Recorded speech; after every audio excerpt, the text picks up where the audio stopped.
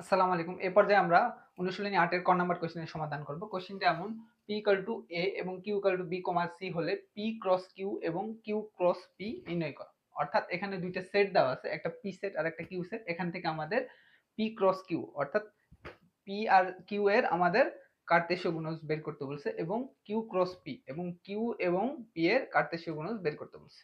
তো আমরা আগে প্রথম যেটা আছে অর্থাৎ P ক্রস Q এটার কার্তেশীয় গুণজটা করে ফেলি। পি ক্রস কিউ নির্ণয় করব।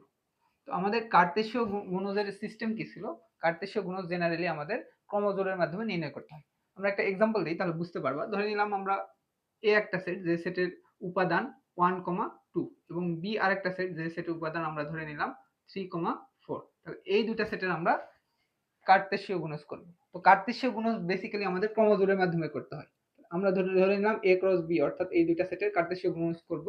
আর কার্তেশীয় গুণজ আমাদের ক্রমজোড়ের মাধ্যমে করতে হয়। দুইটা সেটের কার্তেশীয় গুণজ ক্রমজোড়ের মাধ্যমে কিভাবে লিখবা?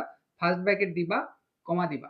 এই ফার্স্ট ব্র্যাকেটের মধ্যে কি লিখবা? তোমার প্রথম যে সেটটা আছে, প্রথম সেটের যে উপাদান আছে এটার সাথে একবার দ্বিতীয় সেটের প্রথম উপাদান লিখবা ক্রমজোড়ের মাধ্যমে এবং প্রথম সেটের প্রথম উপাদানের সাথে দ্বিতীয় সেটের দ্বিতীয় উপাদান একবার ক্রমজোড়ের মাধ্যমে লিখবা। অর্থাৎ এখান থেকে 1,3 ক্রমজোড়ের মাধ্যমে লিখবা।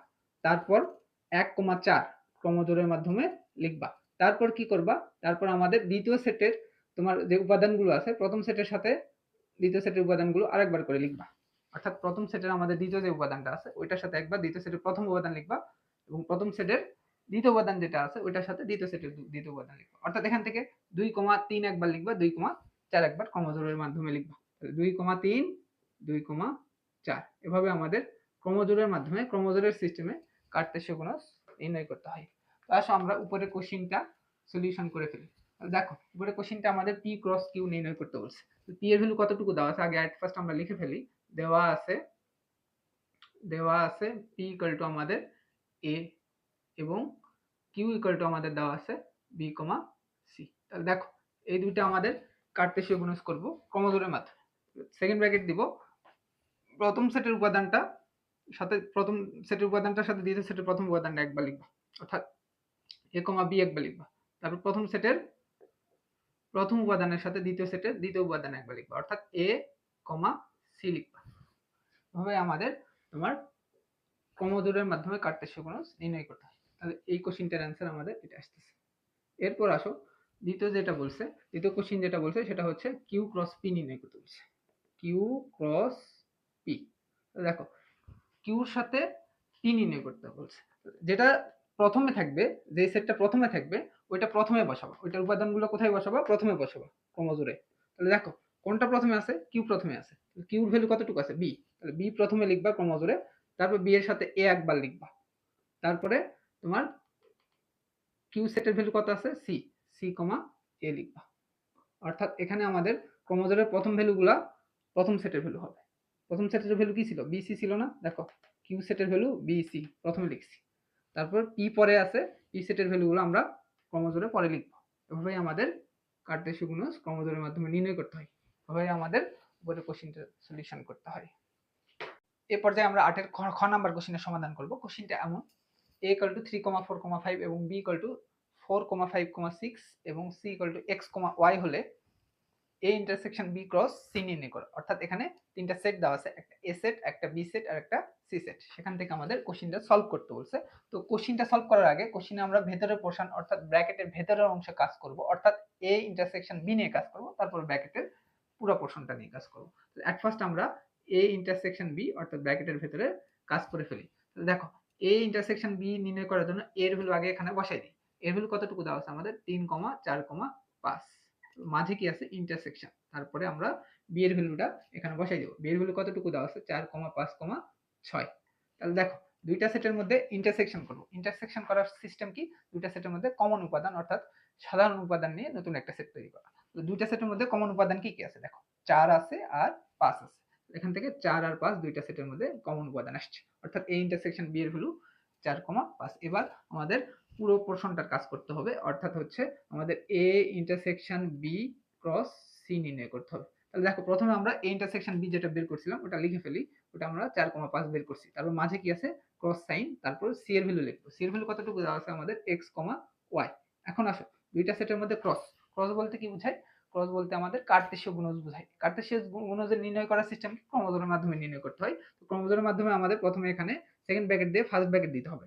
ফার্স্ট ব্র্যাকেট দিয়ে এখানে আমরা কি করব, প্রথমে প্রথমের সাথে প্রথমটা লিখব, প্রথমটা এখানে লিখব, পরের সেটের প্রথমটা এখানে লিখব, তার মাঝে কমা দিব, আবার ক্রমজোরের মাধ্যমে প্রথমটা এখানে লিখব, তারপরে দ্বিতীয়টা লিখব, তারপর দেখো কমা দিব, এবার প্রথমটার দ্বিতীয় যেটা আছে ভ্যালু এটা এখানে লিখব, তারপর দ্বিতীয়টার প্রথম উপাদানটা লিখব, তারপর আবার কি করব, প্রথমটার দ্বিতীয় উপাদান লিখব, তারপর দ্বিতীয়টার দ্বিতীয় উপাদান লিখব। এভাবে আমাদের ক্রমজোরের মাধ্যমে কার্তেশীয় গুণজ নির্ণয় করতে হয়। আমি আরেকবার রিক্যাপ করতেছি।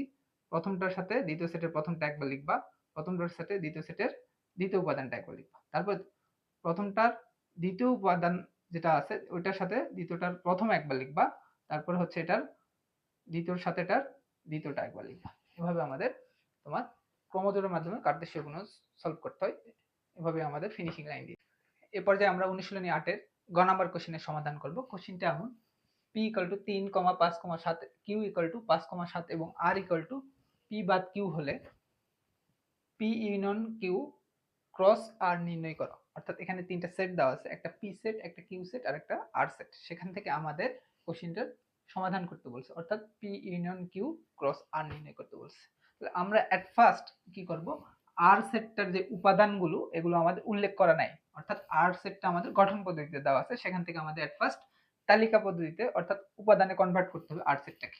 আমরা r সেটটাকে উপাদানে কনভার্ট করে ফেলি। তাহলে r = আমাদের কন্ডিশন কি দেওয়া আছে, p বাদ q, p বাদ q এট ফার্স্ট আমরা নির্ণয় করি। p এর উপাদান কতটুকু দেওয়া আছে এখানে লিখে ফেলি। p এর উপাদান আমাদের দেওয়া আছে 3,5,7, মাঝে কি আছে বাদ, তারপর আমরা q সেটের উপাদানগুলো এখানে লিখে ফেলবো 5,7।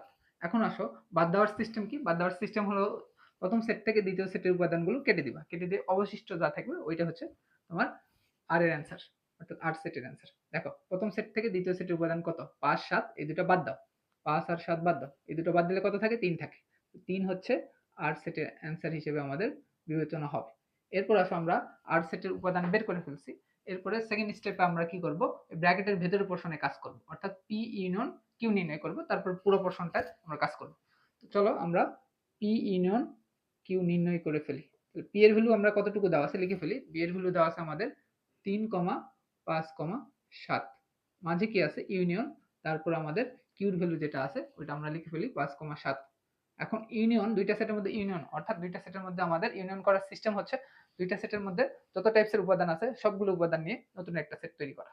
তাহলে দুইটা সেটের মধ্যে কত টাইপসের উপাদান আছে দেখো তো, 3 একটা উপাদান আছে দুইটা সেটের মধ্যে, তারপর 5 একটা উপাদান আছে, একটা উপাদান দুইবার লেখার দরকার নাই, একবার লিখলে হবে।